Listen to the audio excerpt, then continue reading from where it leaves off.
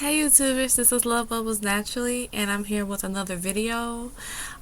Today I wanted to come to you as Courtney, and I hope that's okay. But today I want to be completely transparent, and I want to start a new thing in my channel where I'm either building people up or I'm just being 100% real with people. And what I really want is feedback from my viewers. Upload videos letting me know what you think about what I said. And also, I want to hear you put comments down there and share this video with your friends and family so I can hear what they got to say. This is a judge-free zone. There are very few people where you can talk to them and they don't take what you say personally. They think it's a personal attack. This is not a personal attack on anybody. This is my personal opinion, and you are entitled to your personal opinion as well. And I respect others' personal opinion. So I definitely want to hear it. And if you feel I may have taken it personal, or you feel that you take, or that someone else took it personal, in my opinion, they should be called out. You're taking this personal, dude. Chill. I'm cool with that. Yeah, call me out. I'll be like, oh, wait. You're probably right. I'm sorry about that. I'm going to change up my answer. Because, yeah. But in the end, it should be a healthy, judge-free debate. Today's topic is dating. Is it the people you've dated's fault that you've dated them? Is it society's fault that we end up in situationships instead of relationships? And how have the past relationships truly affected you? These are topics that are really deep and personal, and for them to exist and for me to have open forum, I'm going to have to go to a level of transparency I have never done on camera before. So you get wild hair, which is me almost all the time. Hair either curly or blown out. I'm really into the blown out look, but I wanted my channel to be more than just this, because I'm more than just this. Although I do love my hair because I love me and every aspect of me, but I want to show other parts of me, and I want you guys to get to know me on a more deeper level. Okay, let's get started.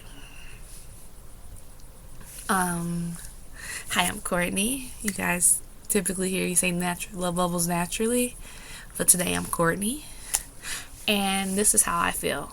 I feel that it's not society's fault, and it's not the guy's fault that I date them. It's mine, because I chose to date them. And what happened in the very beginning is I was so naive to dating. I just dated anybody who gave me 30 seconds of attention. And I didn't feel that I just felt like, no, I want to get married and I want to have kids, but I don't know yet. I just want to date somebody and feel attractive and have a boyfriend. So in my late teens, early 20s, because I didn't start truly dating until I was about 18, 19 years old. And my first boyfriends, I pretty much let them do whatever. And what I would do was I would be a wife to a boyfriend. And I know I was. And if they treated me badly, I would get my feelings hurt, but I'll let it go. And that continued all through my early 20s. And I let dudes cheat on me. I let dudes lie to me, and I knew they were lying, and I knew they were cheating. Some of them were honestly telling me, I'm cheating on you. And I let them because I figured, at least I got a boyfriend. No, I'm not single. And I did that till God stepped in and said, no, not so. Guess who got to go? And there's a lot of times that God really made me cry because I didn't want to be alone. Before I had my daughter, I had about 6 pregnancy scares. 6. And I think Yeah. For a while there, I didn't even think I could get pregnant because I ended up being nothing by negative. But what I didn't really know was God was protecting me. And I remember the last major relationship I was in, God says, you sleep with anybody else and you will be pregnant. And yeah, I heard him, and I got scared for like a couple of years. So I went celibate. I'm like, hold on, wait a minute, God, you done went too far there. and and my stepmother died. And I went through a whole depression, and I kind of went through it alone. I didn't really feel the need that I needed from my church. Really, my church. I didn't feel their support, or I think I needed them and they weren't there, and that hurt. So that made me more depressed. And as this depression continued, I was just like, I'm gonna party. So I will go out every weekend, and I will go to drink and do whatever. And then I met my child's father, and I really didn't find him that attractive, really not my type. And I couldn't put my finger on why. It was something just, hold on, about him, something familiar about him. But I slept with him, not because I really liked him, more because I knew he would be easy. He wouldn't ask no questions. He wouldn't require anything from me. I wouldn't have to apply energy, and I could stay in my depression because I was using him. I just needed a way to vent, and I used sex. I did. And I got pregnant. And it wasn't until after I got pregnant that I realized the reason I wasn't so attracted to him was, one, he's a little too pretty to me. When he had a conversation about matching his beard to his shirt and jeans, I was like, who the heck cares? Put some clothes on and go to work. But yeah, it kind of annoyed me. And it was just those little things. I was just like, did I really just, why am I even sleeping with dude? But that's my fault, because I opened that door, because I wanted somebody quick, easy, and no commitment. And that's what I got. And what I realized is, what you want, you get. What you put out there, you get. I put that out there. I said what I wanted. And if you say it, you receive it. My attitude was in that. And in getting pregnant, I didn't want to blame my child. I didn't want to be depressed anymore, because I wanted to be able to raise my child. And I did feel a little beat down by my church. I didn't really feel like they were really behind me. I felt like they beat me down while I was already down. And they were unwilling to see that I'm fighting a depression. They're like, well, you're not repenting enough. And I'm like, how much more depressed do you want me to be? Like, really? Can't you see I'm depressed? And part of it's my fault. I wasn't talking to anybody. And I think it's also because I shut down on my church a long time ago. I stopped telling them stuff a long time ago, because I feel like they're not really listening. They are interpreting what they want to hear and responding. They're listening to respond, not listening to help. And that may or may not be true, but I probably should have been talking to somebody. And my friends, they're not really the type of friends that know how to comfort me in that situation and know what to do when their friend's depressed. They just kind of disappear, and they show up every once in a while since my daughter's been gone, but I don't really see them.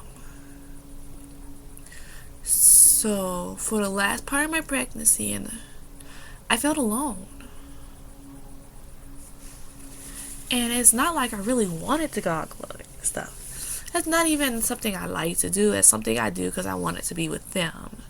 I'm more of a chill person. I'm more of a let's get a glass of wine, do some takeout, sit and have a conversation for hours and hours type of girl.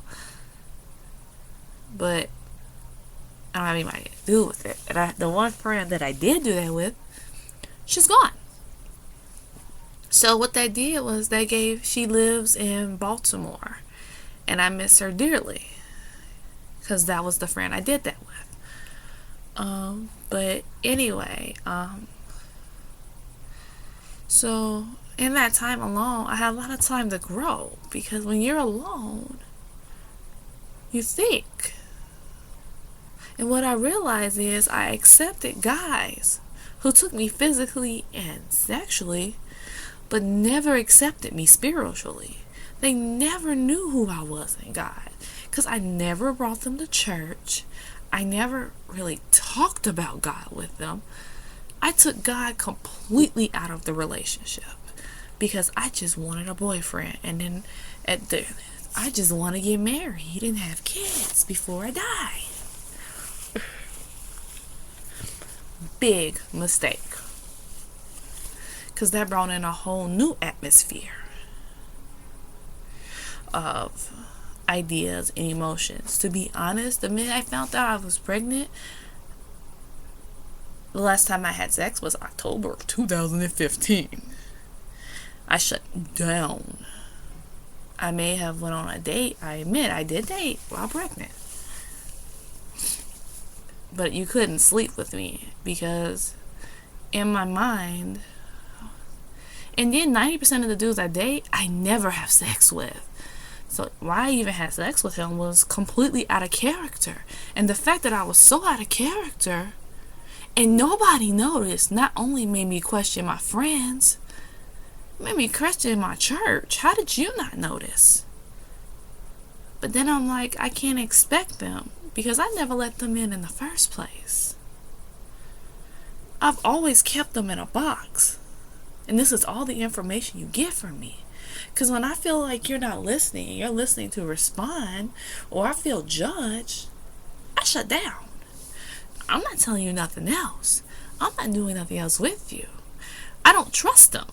Was down to the point. And even though I know they are led of God, their word is good, I wouldn't stay there if the word wasn't good. But if I could get that word and that meat and that juice, and also get somebody that I can talk to and commune with and have a conversation with, to the point they get to know me on a level where they can see I'm depressed, that would be great. And then I'm like, what does this all have to do with the relationship? And I realize it is the reason why I'm in the relationships I'm in. It is my thought process. It is what I'm willing to accept. Every time someone did something hurtful or wrong to me in that relationship, that I said, it's cool, I forgive you, let's move on, I told him it was okay to treat me that way. And then I told him, for treating me that way, I'm still gonna cook for you, hang out with you, support you, and treat you better than you ever treated me. So you're now getting rewarded for my suffering. And that is the problem. Sorry, you guys are really getting a completely transparent view. Back to the subject. It was me. So I changed me. So that's been my journey. It's time for me to change. It's time for me to grow up and get out of that. I just want a boyfriend. No, I want a husband. I don't want a boyfriend. Husband is what I want. And I don't want you to know me physically and mentally first, or only that. I want you to be more attracted to my work or my effort with God and my relationship with God than you are to the fact that I have a nice body or that I have long hair. Yes, I want you to be attracted to me. Don't lie. That's always a positive. But I think for the rest of this, I think sex has to go last in order for this to work. And because I want what God said was possible. And as I research the Bible, because that's what I believe in, it may not be your faith, and I'm not trying to push Christianity on you, but I can only talk about what I believe in. And I believe that God wouldn't have me to be this unhappy with myself as I was at that point in my life. And what I realized was, in the past, I have been reading Proverbs 31. If you ever read the book of Proverbs, you know it's packed full of wisdom. Packed full of wisdom. Proverbs 31 speaks of marriage. And I found myself saying, I want a Proverbs 31 man. And then I forgot to say something else. I want to be the Proverbs 31 woman. And that's what I began to ask myself. Are you the Proverbs 31 woman? Because that woman was about her business. She was on her assignment, doing what she was supposed to be doing when he was Saul. And there are other examples of women in the Bible, like when Rachel was just doing her job. She was going to get some water for a town when Abraham's servant was there looking for his son a wife, Isaac's wife. And she offered him stuff, and he offered him water, and then offered water to all his camels. And she was doing her business, and while she was doing her business, she was kind and compassionate enough to see that there were other people in need. And that's when I realized, and then even the Proverbs 31 woman, even though she was about her business, she saw the need in her assignment at the same time. And I'm like, am I really using my platform and who I am to really speak to people? No, I'm not. I'm using it for hair and to be goofy. I have a way to speak to thousands and to encourage and build up. And I love encouraging and building up people, but I typically do it on an individual basis. And I am very transparent, but I've rarely been on this camera. And yeah. So what I decided to do was, I decided to become a wife and to understand what a wife is and what my assignment is in God. I'm a writer. I have one book published. I'm working on number 2. But I also love to build people up, and I love to speak and encourage. And one way to encourage is to talk and be completely transparent in how you speak, irregardless to judgments of what others may think. So now I'm going to be on my assignment, and I'm going to open my mouth, and I'm going to let people in transparently. And I am also going to research who I am as a wife as opposed to as a girl. Because if I'm not a wife and I'm not about my business, God is not going to give me a husband. Because in the end, why would he give me a husband and then I don't treat him right because I don't know how to be a wife? And that's a problem. And yeah, that's all I have to say. So I want to hear you guys' input now. So please rate video. I would love to see your faces and just hear your stories and then your opinions. I will watch every video. I will read every comment because I truly want to hear what my viewers say and think, what their belief systems are, whether you believe in God like me or you believe in Allah, Buddha. I don't care. In the end, this is an open platform. I have no judgment to your religion. If you want to become a Christian, become one. That's your soul, not mine. And whatever you feel is correct is correct. My job is not to convert you. My job is to encourage you and to plant a seed based off what I know in your life or based off what I've learned in your life. And what you do with that seed once it's been planted, do you water it, nourish it, however you choose to. Anyway, I need your opinion. So let me know what you think. I know this video was kind of long. You probably fast forward through certain parts. I ain't mad at you. I would have done the same darn thing. So anyway, love bubbles naturally. See ya. Oh, peace, love, and chicken wings, booze.